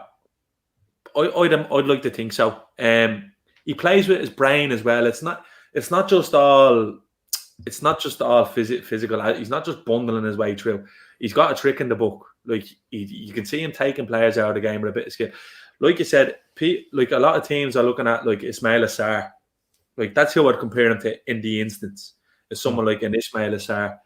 If a Premier League side couldn't get Ismail Assar, I'd reckon he'd be worth taking a lump on. And it's just interesting that Mislintat couldn't get into Arsenal because he wanted to bring him there and thought it'd be a decent investment. The first thing he did when he went into Stuttgart was snap him up. And there was talk that Barcelona and ourselves were scouting him while he was at Paris FC. So, look, just one to keep an eye on. And the thing is, if he doesn't grow out to be a good player, he's a player who's exciting to watch. He reminds you of a JJ Okocha or Ronaldinho. Like when you get on the ball, you know something's going to happen. You just feel like something's going to happen. Now, not Ronaldinho, so it's because he's one of the greatest of all time, but it's just that type of player. Unpredictable sort of. Yeah, exactly. Bums on seats sort of thing. Like, get you up off your seat now watching. And the first thing we did, I was wondering, would he play for us against us in the pre-season? But it didn't get to that. He didn't get to that stage yet. But look, Stuttgart as well, I'm looking at, because there is some really, really good talents there. A couple of people have mentioned Gonzalez at Stuttgart as well, so yeah, it might be one to watch if you're on 5 yards. Dan J reckons his attitude could hold him back from making the very top level a bit too flashy now. We've seen that with loads of players though, Dan. They have that, then they go to a massive, like he probably feels like a bit of a big fish in a smaller pond at Stuttgart. But if he lands at Arsenal or Liverpool or whoever, say just in Premier League, he'd be quickly told where his level is, and that can knock that flashiness right out of you. It really can. But that's where the right coach comes into it. Like, I'd imagine if he was to go to, I'd imagine I'm under Klopp. I'd imagine Klopp could turn this fella into it. Now Klopp can do a lot of things, but I reckon this lad would be perfect for us if we were to let Origi go in the summer as a wild card. Someone like him, because he can't be any worse than Origi at the moment. That's a good shout. If you look at it, when I start up, when I get all my friends together and we start our own mini league on 5 yards and start harassing each other every day because we've bought different players. He's the one I'm going for. He's going to be my captain because I just love the sound of me. If you're getting booked for standing on the line with the ball until the defender gets near you and then lashing in the net, you come around and play FIFA with me any day of the week. Yeah. He's very unreal. Like you can see, he plays the game with a smile, but he just floats around the place. Like he does. He wears number 14 and all because Henry was his idol. So yeah. You see him when he gets into shooting positions, he tries to open his body up and finish the ball in the same way. He's really good. Have a look at him. Like just even have a look at him on YouTube. Yeah, I think everyone should YouTube him. I listen to a lot of German podcasts, and they're all raving about him on that. And the way they describe him, it's interesting. Sean, they say he's like a wild horse. He's just all action. He can't be tamed nearly, is what they say. He's not a predictable player to play. Now, I understand like what Alfie is saying on middle of the road. He could be a JJ Okocha or he could be an Alex Iwobi. Do you know what I mean? So that there is that fine line. But I agree. I think he's one to watch. And I thought he'd be a lot less value than 26 million. Like I'm surprised he's even that high. But interesting. Somebody's saying something in him. Keith, I'm going to stay with you because so we have Keith's second player left, and then we have our last rivalry left. So we'll do this in the next 10 minutes or so, and then we'll let you all go onto the 5 Yards website and start building your squads. And if you do sign up, let me know and Shawnee know and Keith know that you've done it, because we love interacting with people on this stuff and getting involved and seeing what you're doing and what we're doing and comparing and stuff like that. So don't, by all means, go off and sign up and get involved, but let us know that you're doing it, because if we can forward this on to all of us having a big chat about it somewhere and comparing stuff, that's how it works, and we love doing that sort of stuff. It's much better than being in our WhatsApp group, which is an absolute asylum. So it'd be a brilliant distraction. Keith, I'm going to stay with you. Go on, I'll let you say the name of your second player. Before I go on to my second player, I just want to say this is going to sound real wankery and douchebaggery, because you know you can try and sound smart by picking a player that no one ever heard of, right? Which is fine, but I'm sure I speak for the lads as well. We don't claim to be these expert scouts, or we know more than anyone else. We watch a lot of football, and players will come along that we like the look of. Now, I watch a lot of Argentinian football. That's what I'm into. And my second player is a guy called Matías Zaracho. And Matías Zaracho is 22, I think, at the moment. And he played for Racing Club in Buenos Aires, and they won the league in 2019. And I think he was 20 at the time. He was amazing. He's a number 10, but he's an attacking midfielder, but he's all action. It's hard to describe him. Right? He's only a small little fella. He gets in between the lines. He would be, if I could pick a player, right, to suit Liverpool, and I remember looking at this at the time, this would be my pick. He's a worker at number 10. He's a pressing machine for a little fella at number 10, but he's so silky and so creative. He's like if Luis Garcia could play a bit more and had a bit of steel about him, he'd be this fella. He's always dropping into them holes. Now, he only transferred out of Racing there. He won the league. He was Young Player of the Year. He played with Lisandro Lopez up front, who played for Leon. He's about 36 now. Banging in the goals. He was Player of the Year. Zaracho was the Young Player of the Year. But this fella, I watched him and I'm like, this fella will be ideal for Liverpool. So I have a soft spot for him. So I'm not trying to be clever by saying, oh, this fella. Do you know what stands out to me about him, Keith? What? He has bow legs. He's bow-legged. He's a little bow-legged South American. I love all that. Garincha is one of my favourites. I'm getting the bow-legged thing, right? But you said he's bow-legged, and Keith goes, oh yeah, I love that about him. Like, it's like Keith, like when he's scouting a player, goes, is he bow-legged? No, I'm not having him. I don't care if he's Zidane's fucking clone. His legs aren't bowed. I don't want that to do with it. Characteristic of like the top. Yeah. Zico was bow-legged. Ronaldo was bow-legged. Like, yeah, that's a good thing. It's a good point. But he's he's a player. He's a player. Like I say, he won the Young Player of the Year. Racing won the league a couple of years ago, and he went. And he's after getting a move, right? He was linked with Atletico, he was linked with Milan, he was linked with Porto, he was linked with Leeds, he was linked with West Ham. Right? So there's a lot of links to Europe. He's after going to Atletico Mineiro in Brazil. It's a bit of a mad one. I have it wrote down. What did they pay? They paid $6 million for 50%. So it's one of these fucking shady, Mascherano deals. And that's why I'm thinking it's a little parking job. This fella, I think, is going to blow up if he can kick on and get that move to Europe. I think in 3 years he'll be a top player. He won't be the elite. I think maybe the boat has gone on that. I think he should have left wrestling, gone to Europe, and used that stepping stone. But this guy is one to watch for me. Now we went to Mineiro in Brazil, and I was like, why did he go there? And I checked it out, and it's Jorge Sampaoli is the manager there, and he obviously knows the Argentinian game, and he brought him in. He only went in there and he brought him straight in. But he's playing him defensive midfield, and if you see clips of him, he's only a little fella who plays in number 10 between the lines. And the last 2 games, Sampaoli's played him sort of hold the midfield, which doesn't make sense, but that just shows us passing. Another thing about him, he looks to get into the box all the time, late runs into the box. Not Frank Lampard, but that sort of clever to make the late run. I can't get over the bow-legged stuff. I can't. I just, like, what's he like? He's just a bow-legged Frank Lampard. It's just amazing. It's absolutely amazing. A bow-legged Frank Lampard, yeah. But this fella, trust me, this fella, do you know what he's brilliant at, right? He's brilliant at, there's a pass called La Pausa. La Pausa was invented by Ricardo Bocchini, who's an Independiente legend. I'm Independiente top on now. But the person who made La Pausa really popular that we'll all know is Riquelme. And La Pausa is the art that the number 10 going in, delay the pass, play the pass at the very last minute, and you open up all the space. This fella is brilliant at that as well. So he has that little bit of cleverness and bit of guile about him. So he's just a player that I really like. There's a few other Argentinians of his time with thrown in. This fella is the one that I think could end up in Europe sooner. Okay, I'm delighted to learn about him. It won't surprise you that I don't know who Matthias Zaracho is, but I do know. He'll be vice captain in my team with Silas Wamangituka because he's bow-legged. And you can jockey playing Wamangituka around the pitch. Yeah. He was just on the back of Wamangituka in my team.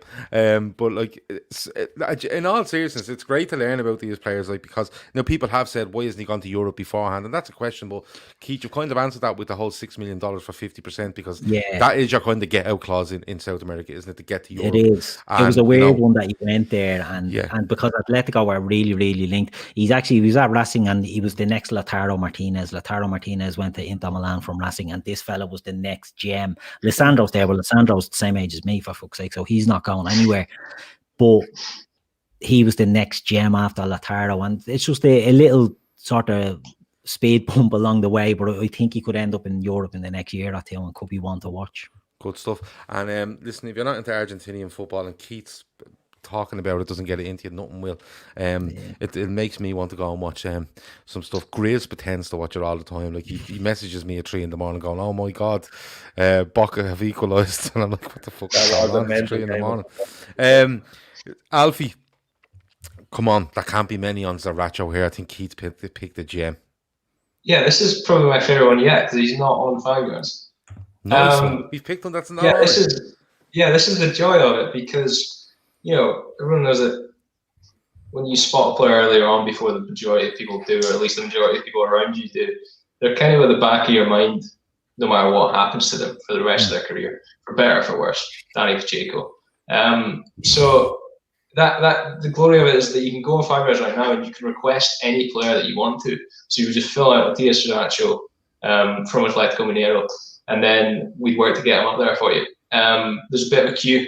There's sometimes a build-up. We aim to upload about 22 to 25 players a week.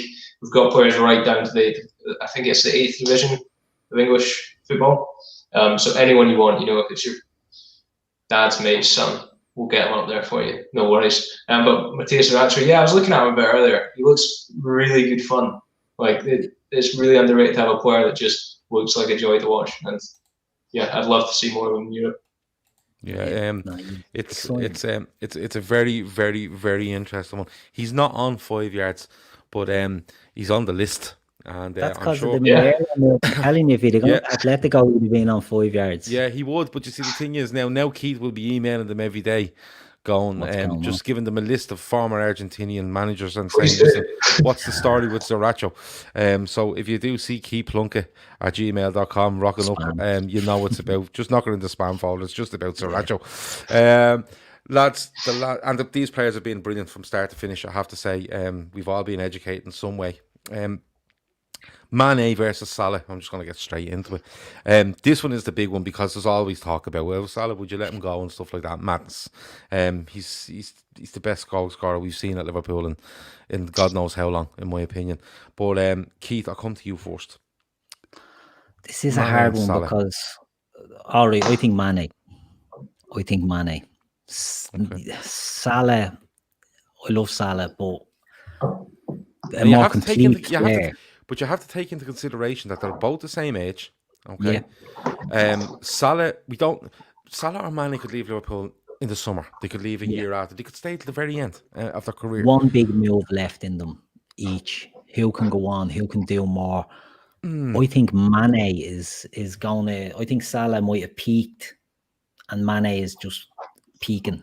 And I think maybe could Mane be suited more to getting older because of his attributes? Maybe because I don't see Mane using that blistering pace as much as he used to. I think he's become more of a technical footballer than an absolute impact footballer. Where Salah to me is absolutely impact. I can see both of them switching their positions and Mane becoming a number 10 and Salah becoming a number 9. You know what I mean? Coming in from the wings, maybe the older they get. And that could impact Salah, might get more goals. He could be a Ronaldo or a Messi. I don't think he's clinical enough personally. I don't think he's anywhere near clinical enough. But that's what he could do. I just think Mane for the next, for the next 2-3 years, I think Mane could be the better player. But that could be just, a personal opinion. I prefer Mane as a player than Salah. And maybe as well say, no, you're talking shit Salah every day of the week. Who knows? Yeah. Dan J says, oh no, Gav, what have you done? Open up a can of worms. It's not my fault. Alfie brought this. Alfie brought these. He went, listen, I'm making me debut and I'm going to rock a load of boats here. There's the 3 rivalries. And I said, okay. So if you want to blame it, don't leave Alfie alone. It's a good conversation piece, but don't blame me. Just let you know that. Seany, Mane or Salah? Mane is a better footballer, but Salah is one of the best goal scorers we've ever seen in England. Underrated in that regard. And I think the talk is that he doesn't feel loved by Liverpool fans, maybe by England in general. Or I'm going to go with Salah. He joined after Mane. He's more goals than Mane. I think he's even more assists than Mane. People talk about how he's greedy, this and that. The older Salah gets, the closer the goal you'll get. He has a ridiculous record. He'll still score goals. His record is off the chain, really. When you think about it, I think goals per game ratio is right up there, which are the weirdos. I think he has about 150 or 140 maybe goals or assists, goal involvements in his Liverpool career, and I think that's at something like 200 games. People say he's not clinical. So if he took all of his chances, he literally wouldn't get the next chance to score the goal because it just doesn't work like that. Because we'd be winning at 7 and 8 nearly. How can you say the fella's not clinical? He scored more goals than everyone in England since he's arrived. Yeah, but you see, that's more recency bias because you think of Salah, and don't get me wrong, Salah missed loads of chances. He joined after Mane. Yeah, but Salah genuinely could have had 60 goals in his first season. Genuinely. And I'm not even saying like all season. He missed 60. He missed big chances, but if you get the first goal, you probably don't get the chance for the second goal. Yeah, but I'm even talking about when we were winning games and he had another chance and he had another chance. You know, he's not as clinical as the top ones. I maybe not, but I think at times people put the clinical stuff down. Like you have to look where he's taking chances from at times. He's not in the middle of the box taking chances. He's in that kind of inside left channel hitting shots, and people are just considering that a big chance for Mo Salah because of the record he has and how good he is in front of goal at times. I think he's absolutely unreal. You know, he's blown for the amount of games he played for Liverpool. He's blown all goal scoring records. I think he's the most overlooked Premier League player of all time. I do agree. I absolutely agree. And down as that as well. And I think if you look back to the likes of, for me, you know, people are trying to shift him out the door this summer. Why don't you see when you come They're in? dying to ship him out the door because they look at him going 28, 29 and is it 200 million and what could When we you do with see that? the And player, Kylian Mbappe. whoever comes in, Mbappe will come in. It could come in for 15 Salah next goals. year, and he won't have a higher conversion rate than Salah. I guarantee you this. I'm guaranteeing you this. The only thing about it, Seany, that I think is he's not ice cold. He doesn't have ice in his veins when it comes to finishing. I think when he doesn't think about it, I think he's a better finisher. When he has time to think about it, I think I don't know what he does. His finishing can be very wayward. Ronaldo, Messi are on a different level, right? They're on a different plane. But if you look at someone like Lewandowski, and I know he's the number 9 and he is a centre forward, but he's just a Aguero as well. They're just serial killers in front of the goal. I think Salah just misses a few, but then he scores, and there's nothing wrong with that. And that's why record speaks for itself. I think that's an unfair comparison. I think that's an unfair comparison. Lewandowski and Salah. Lewandowski sits in the middle of the box, between the lines of the box, and takes chances that are given to him. Salah does a hell of a lot more outside of that. And you know what I mean? Like you said earlier, you could see him becoming a number 9. I think he'd be unbelievable as a number 9. Unbelievable as a number 9. And I think then you could compare him to number 9s. But as a wide forward in the world right now, there's nobody better than him, and I don't care what anyone says. There is no. You can tell me Mbappe, and you can tell me whoever you want. There is nobody in world football that produces more than Mo Salah from a wide position. Nobody. You know who's reminding me of him at the moment in his 4th season? Someone put it in the chat. Young Min Son at the moment is reminding me of Salah in his 4th season with us. Now I know Son has been in England a long time, but it's just fallen for him. It's just falling for him. It's a little bit of luck he needs. Now, there's times where people call Salah greedy. I want my strikers to be greedy. Yeah. I want my forward players to be greedy. I don't mind the forward players to be greedy. If one is getting 9 goals, one is getting 15 goals, and one is getting 20 or 30 goals a season. Great. Look at his numbers. Take away media narrative, whatever anyone says about him. He's a diver. He's not happy at Liverpool. I was one of the first person to kind of smell a rat with him when I told you. I says, I think his head might be turning slightly, but just look at his numbers. Look at the goals he scored in big games for us. Well, like, I don't. And don't get me wrong, I love Mane. I love Mane to death, but Salah is the most ruthless, efficient player in our team. But it could be a recency thing as well with him, Seany, in that he gets judged on his 4th season, right? When it was more clinical, and it wasn't very clinical, but it could have been. Now he's a top scorer this season. He's got 8 penalties or something, or 5 penalties, and some of the goals he's got have been scruffy things. You know what I mean? And that's probably what's clouding certainly my judgment on him. I agree with everything he's saying. He'll go down as one of the greatest players forward players Liverpool have had. The games he had. He's a great game away to Man City at the Etihad. He has an unbelievable game, the 4th game of the semi-finals against Roma. He's had, like, I was at the Watford game where he gets 4. Yeah. He's had loads and loads of big standout performances like that. He's had games where he's done, like Chelsea. Mane has done some great individual things, but I don't think he's had as many good individual performances as Salah has. I think you view these.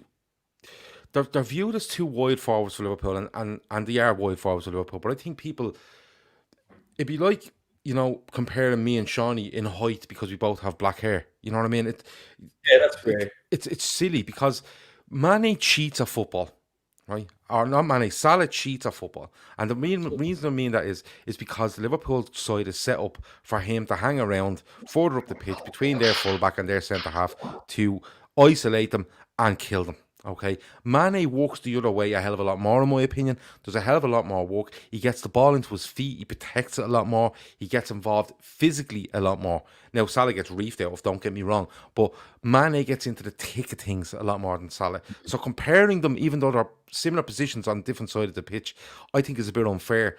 I would tell you now, if you told me Salah and Mane are staying at Liverpool for the next 3 years, I'd be absolutely over the moon, because I think they will both progress into what Keith says. I could see Liverpool in 2 years' time with Mane playing off Salah and 2 new wingers being either side of them, and I've no issue with that. Give it to me every single day of the week. Alfie, we've left you out a bit there because we got very emotional, and we apologise. But with these two, I think it has to be fairly even with these two, Alfie, with regards to maybe not with value, but the projection they could be on for the remainder of their career. If they shift it a little bit, like Keith says, I think it'd be very, very even in the progression they would make between now and say 2 years' time. Yeah, so it is down as very, very, very tight.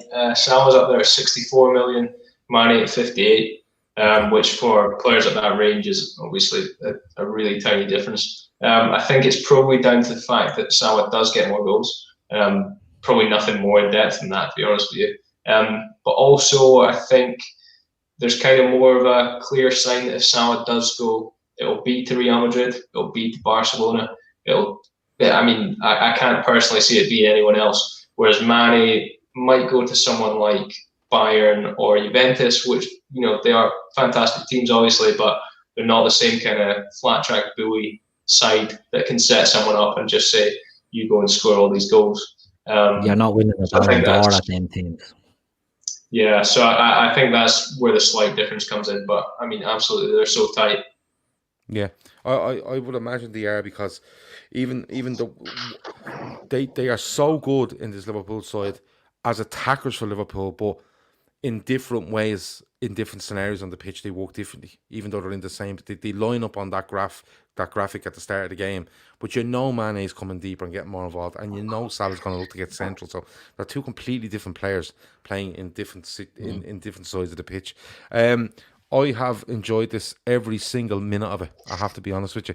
It's been educational. It's been a laugh. Seany brought the tree back in halfway through, which was a particular highlight for a lot of people in the chat. The chat has been outrageously good. There's loads of players being thrown in there, and they may be featured over the next couple of weeks. Before we go though, there's two players that have popped up in the chat, and I just want to get the figures off Alfie. Alfie, Daka. This guy is linked with everyone, isn't he? Yeah, I think, unfortunately for him, the chances of him going to West Ham kind of increased a bit recently. Yeah, I think we probably all agree he can do a bit better than that. He's down as 47 million right now. I think he's one of those where, again, sort of 18 months ago, if you had spotted him, you'd be absolutely laughing right now. But I think especially because of the sensation that Haaland's produced coming out of a team like Salzburg, that's going to kind of put people on the radar there a lot more than they previously would have been. Yeah, that's fair. Arsenal linked with Daka as well, says Kieran B.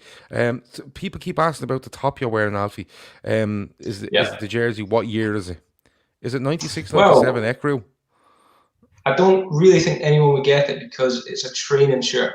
That I got for £8 off an unnamed popular auction site. Okay, cool. I want to say, judging by the crest in the middle of it, I want to say around 98, 99. Yeah, I'm thinking so. I'm seeing Paddy Berger in that, I'm being honest with you. Absolutely. So there you go. I think that's actually going to be the colour of our away kit next year as well, I believe. Nice. Well, Alfie's ahead of the curve there. Look, £8. It's just claim you had it before everyone else. And the last one before we go, Alfie, is Harvey Elliott. He's toned up a little bit as well. Nice. He is far and away the most expensive player at a championship club. On 5 yards, he's down as £49 million because he's about 6 years old, isn't he? I think he's one of those where I don't think there's many fans that wouldn't want to see him in the Liverpool team in some capacity, but because he's a right winger and because our right winger plays at striker basically most of the time, there's not really a way for him to play in that position without us massively changing our team, and without, more likely than not, Firmino coming out for me, because Elliott is that kind of creative player that drops deep and looks for others rather than being that kind of addicted to goals inverted forward that Salah is. Harvey Elliott is highly rated. Daka is very, very highly rated. We're going to leave it there. I think it's been our first Scout Report show. It's been very, very enjoyable. It's been educational. It's been a laugh, which is the most important thing out of all of this. The chat has been amazing. Can we get one more off? Yeah, of course you can. Can I get a price on YNWA there? YNWA. On who, sorry? YNWA, NVILA. I think he might As be in the past boy it. that's Sunderland. The chance he might turn it around. I hope he's in the database because I know we have You fans. can get for like 20 pence, mate. Oh, there you tell you what. Yeah. If you're watching, you know who you are. Lump on. He could never know. He might take off. Yeah, get him in YNWA. the player class. What a shame. No, but I mean, before we go, it might be worth to kind of throw out a parting gift. On a Liverpool podcast now, especially, has anyone yet twigged why we're called 5 yards? And the clue would be that 2 of our founders are big Liverpool supporters. Oh. Has anybody copped why they're called 5 yards? Very impressed if you get this. That's a great question. Do we let it run for a minute to see if people can get it? Yeah. See if anyone can get it. So yeah, I never thought of it. Well, we're waiting. Red Steve wants to know how much for Pandev. He's asking for a friend.